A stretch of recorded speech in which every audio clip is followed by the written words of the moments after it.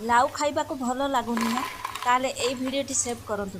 आज मु देखैबी लाउर एमिति क्रिस्पी पकुड़ी जेउथिरे छोट छुआ ठारू बड़ माने मागी करी खाइबे आउ दियो बाहर क्रंची भीतर सॉफ्ट आ सहित परफेक्ट स्नैक। ताहले चलंतु। नमस्कार, पंडा फैमिली विलेज फूड को आपण मान को अनेक अनेक स्वागत। लाउ को एभली काटी नहीं धोई ताकू चिपुड़ी मु एभली रखुची।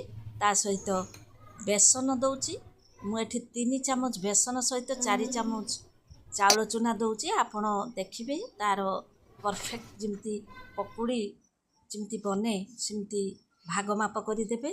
एथिरे मु दे देबी 1 चामच रेड चिली, ता सहित 1 चामच हळदी गुंड एवं स्वाद अनुसार लूण देबी।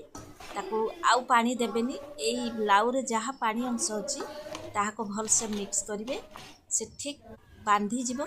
ता सहित हाथ रे एभली जीरा को एवं पान मधुरी क्रश करी देबे। एबे तेल गरम हो गला,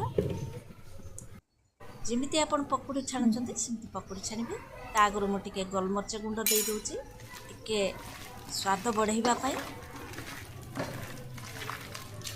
एई भली सुंदर सुंदर रेसिपी पाई चैनल को सब्सक्राइब करने को भूलिबेनी एवं सांगमान को सहित शेयर करिवे एवं वीडियोटी को शेष पर्यंत वाच करबा पई चेष्टा करिवे। देखंतु केते क्रिस्पी बनिबा पकुड़ी एवं खाइबा पई बहुत टेस्टी।